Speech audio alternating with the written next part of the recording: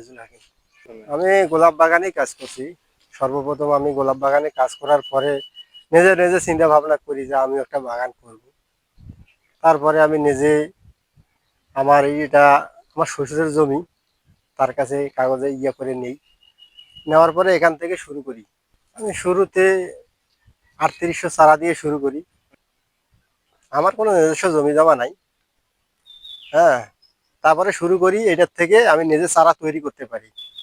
আস্তে আস্তে আস্তে আস্তে ওই যা দেখতেছেন এইসব করছি আর কি।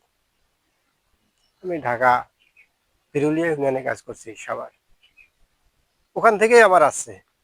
তখন হ্যাঁ, আমি বিয়ের পরে চিন্তা করলাম বাড়ির তো থাকতে হবে, বউ মানে বউ থেকে তো আর বাইরে থাকা সম্ভব না। তখন চিন্তা করলাম প্রতিদিন একটা ইনকামের দরকার আছে।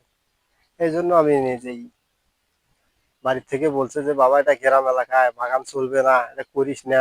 সবাই বলছে, অনেকে অনেকে বিভ্রান্তিমূলক কথা বলছে, আঘাত দেওয়া কথা বলছে। আমি বলছি যে যা বলে বলুক, তাতে আমার দেখার দরকার নাই।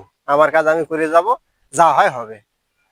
তাই ইনশাল্লাহ আমি বাগান করার পরে আমি যখন ফুল বেচা কিনা করি চলতেছি, এখন মানুষ চলাফেরা দেখতেছে, দেখার পরে অনেকে এখন বলে আমরাও বাগান করব, এরকম চিন্তা ভাবনা তাদের মাথায় ঢুকছে।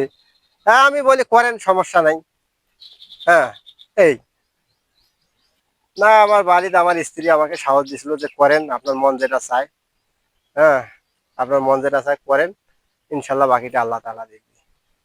শুরু করে ইনশাল্লাহ এর উপরেই চলতেছে। তাতে বাবা মা আবার সাপোর্ট করে, বুঝতেছে পরে বাবা মা সাপোর্ট করলো যে বাবা কর, আমাদের দোয়া আছে। হ্যাঁ, তার জন্য পরামর্শ মূলত যেই বাগান করুক না কেন, বাগান সম্পর্কে আগে জানতে হবে। অনেকে এরকম বাগান করছে, বাগান সম্পর্কে জানতে হবে, বাগানের রোগ ধরতে হবে। হ্যাঁ, বাগান সম্পর্কে বুঝতে হবে বাগানের কি কি সমস্যা আছে। যদি এগুলো না বোঝে তাহলে ও নির্ঘাত লস খাবে। আর যদি বোঝে, বাগান সম্পর্কে অভিজ্ঞতা থাকে, যদি প্রশিক্ষণ নেওয়া থাকে, তাহলে উনি স্বাবলম্বী হতে পারে। হ্যাঁ, পুরা তো সবকিছু এটা হলো নিজের চোখের দেখা। সবগুলা তো আর মুখ দিয়ে বললে হবে না, এটা চোখ দিয়ে দেখতে হবে কোন সময় কোনটা কীটনাশকটা প্রয়োগ করা লাগবে বাগানে। এটা হলো মেন ব্যাপার। হ্যাঁ, আপনি কোন সময় কোন যে কীটনাশকটা প্রয়োগ করবেন, কোনটার সাথে কোনটা মেশিন করে দেওয়া লাগবে, এটা হলো মেন ঘটনা। যদি না জানে তাহলে মনে করেন যে সমস্যা। আমি হয়তো বলে দিলাম একবার দুইবার, তারপরে প্রতিদিন তো আর আপনাকে জিজ্ঞাসা করবে না যে ভাইয়া কি দিব কি দিব। না, আমি কোনো চারা বিক্রি করি না। আমি যাই টুক করি, আমি নিজেই করি আর কি বাগান। আমি এরকম ভাবে চারা টারা বিক্রি করি না। আসে আমি এই সৈয়দপুরে মূলত ফুল দেই, সৈয়দপুরে দেই, আর পার্বতীপুরেও দেই, দিনাজপুরে দেই, মাঝে মধ্যে রংপুরে দেই। হ্যাঁ, ফুল তো মনে করেন যখন লাগে সবাই লাগে, যখন লাগে না তখন মনে করেন যে কেউই লাগে না। ফুলের সিজন হয়তো শুরু হয় সেপ্টেম্বর থেকে। সেপ্টেম্বর, অক্টোবর, নভেম্বর, ডিসেম্বর, জানুয়ারি পর্যন্ত চলে।